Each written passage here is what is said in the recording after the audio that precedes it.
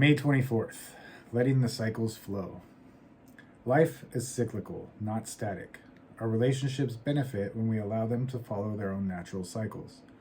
Like the tide ebbs and flows, so do the cycles in relationships.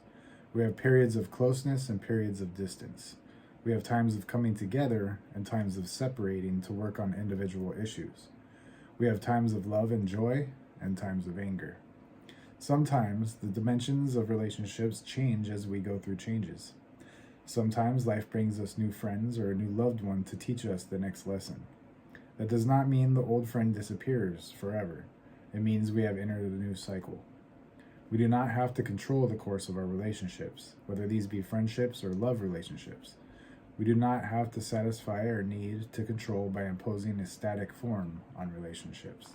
Let it flow. Be open to the cycles. Love will not disappear. The bond between friends will not sever. Things do not remain the same forever, especially when we are growing and changing at such a rapid pace. Trust the flow. Take care of yourself, but be willing to let people go. Hanging on to them too tightly will make them disappear. The old adage about love still holds true. If it's meant to be, it will be. And if you love someone, let them go. If they come back to you, the love is yours. Today, I accept the cyclical nature of life and relationships. I will strive to go with the flow. I will strive for harmony with my own needs and the needs of the other person. I'm Herb the Addictaholic. This is the language of letting go. And, going through a healing process and recovery, I may be healing faster than the family that I've hurt along the way, including my wife. There may be things that I do that will trigger her to reflect on past, and that hurts. And so she becomes upset. And we might have had a great day yesterday, but today all of a sudden she's closed off, or she needs some space, or, she's a little brash with me or something. And I have to learn not to take it personal. I have to learn, just as long as I'm keeping my side of the street clean, I have nothing to fear. I'm not creating more wreckage, that I know this is a repercussion of things I've done in the past. And I need to give her time, allow her time, not try to control her time of healing. That's in her court, that's up to her. All I can do is not create more stuff for her to heal from.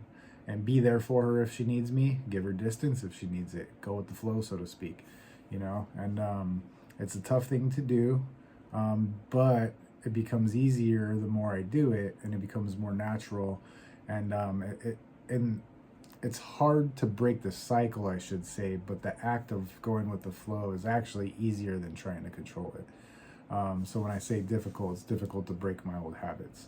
But the new habits are proving beneficial, and we tend to have shorter episodes of distances.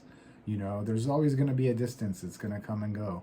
And it used to affect me, and I would take it personal. If she needed distance, it might be because she's dealing with her own stuff. But I used to think it was something I did because I always had those guilty feelings in the background. So not having the guilty feelings, not having the shame, I'm able to realize it might not be me this time. Maybe it's just her. I'm here if you need me, and I'll give you distance if you need it. Whatever it is that I can do to help or not help. Sometimes intervening is the worst thing I can do. What they say, the road to hell is paved with good intentions. So I might be trying to do good, but what am I just trying to make her feel better so that I don't have to deal with her bad attitude? Is that my selfish endeavor? So in that, thinking about that, I have to realize sometimes when I'm trying to help, I'm trying to do myself a favor, not her or the other person. Anyways, thank you guys for coming out. I hope to see you tomorrow. Keep coming back. It works if you work it.